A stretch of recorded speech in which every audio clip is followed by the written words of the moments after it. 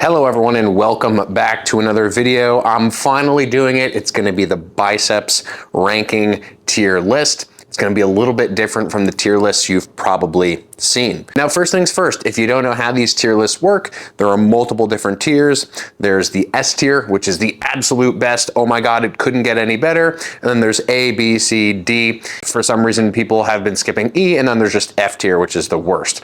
So I'm going to basically rank the best and the worst of biceps exercises.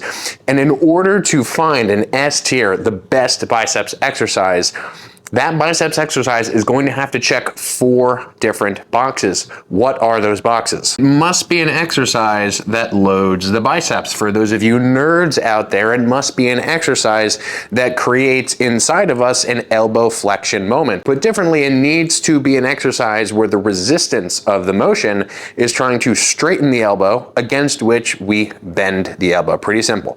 Okay. That's criteria number 1. We have to load the biceps. Criteria number 2, it must be pain-free, but not just pain-free now, also pain-free later too. A lot of people will do a novel biceps exercise that feels good in the moment when they're barely using any load, and then lo and behold, 2, 3, 4 weeks later, maybe a little bit longer, now it starts to bother this, now it starts to bother this, now my shoulders are uncomfortable. So the elbows, the shoulders, the hands, the wrists, the fingers, the forearms, everything must be comfortable in order for the exercise to be S tier. Number 3, it must be stable. Now this is going to closely interlink with all the others because these variables are inherently inseparable to some degree. So what does it actually mean for a curl to be stable? Well, it basically, to me, just means that your biceps are the rate limiter and you're not incurring too much fatigue from other tissues like the front delts or anything sort of wonky and kind of vague and fatigued in your shoulders, your forearms, or any other things. And then number 4 is we must be able to progress on that exercise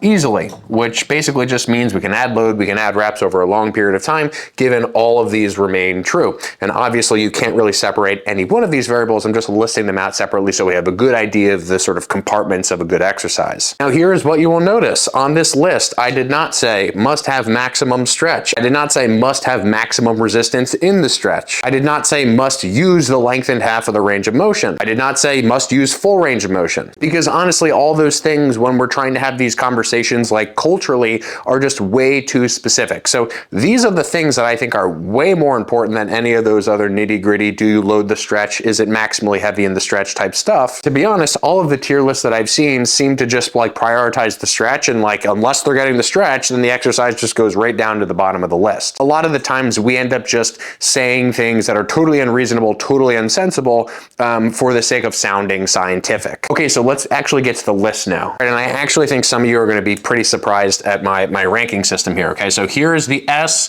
A, B, C, D, and then F. E is maybe somewhere in between there, but again, for whatever reason, that one doesn't exist. In order for an exercise to be S tier, it must abide by the 4 criteria we listed. Remember, it must load the elbow muscles, the elbow flexion muscles. It must be pain-free now and later. It must be stable, so non-target tissues aren't fatiguing before the target tissue, and it must be easily progressible for long periods of time. So any exercise that accomplishes those 4 things, guess what? It's going in S tier. I don't care about your resistance profile nonsense. I don't care about your stretch nonsense. Here's basically what that looks like.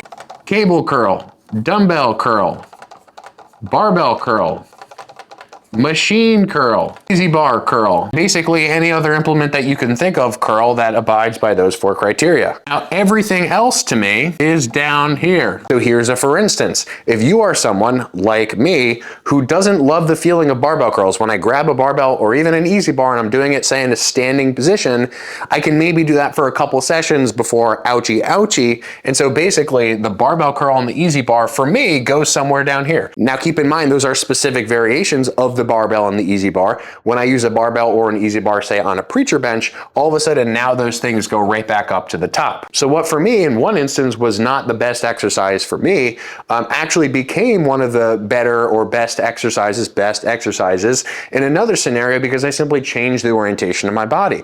A similar example, just to give more personal examples, is that when I do standing dumbbell curl, 2 arm at the same time, doesn't feel great on my elbows, medium to longer term. Sometimes immediately it's just like aggravating. So what I like to do is I like to do single arm and bend over. Does that mean that dumbbell curl is bad? No, it's like, okay, this one variation of a dumbbell curl is not as productive for me as another. And this perspective, this whole worldview on exercise selection is something that will totally set you free, because you don't have to wait for the next tier list exercise video or the next thing that the next influencer says. You just have a list of core principles, of those 4 core principles that you know if you abide by them, you're going to do great. Again, of course, all this assuming that you're putting effort into your sets and you're doing enough of those sets to grow. All right, so now I'm basically going to list off and show you a bunch of different S tier exercises, at least for me. Single arm lat pull down dumbbell curl.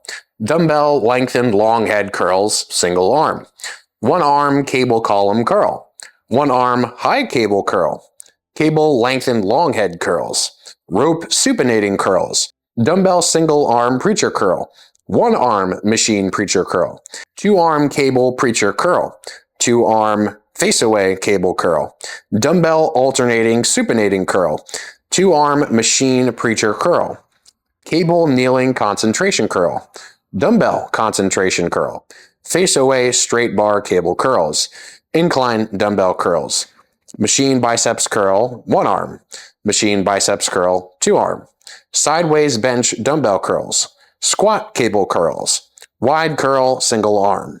So as you can see, all these options are fantastic. They all check the 4 criteria. And guess what? The next time that you're worried about, is this the right resistance profile? Is this the right setup? Is this, just remove that, calm the hell down, recognize that these are all just implements that we use to load our bodies, and that if we're able to load this muscle with a high degree of effort, stability, pain-free motion over long periods of time, you're going to see results. You don't need someone else's approval, not mine, not anyone else's, to do a curl variation that you'd like to do and that you feel good about doing. All those exercise video examples were taken directly from my exercise library, which has over 300 tutorials, over 150 of which have been added just through members requesting more tutorials. So if you want to take all the guesswork out of lifting completely, it's currently running at a 65% discount. This discount is going to end very, very soon, and the price is going to increase because the more and more tutorials keep getting added, the more the price will go up. So get it now, link in the description. Thanks for watching. I hope it was helpful. Let me know what muscle groups you want to see me tier list next,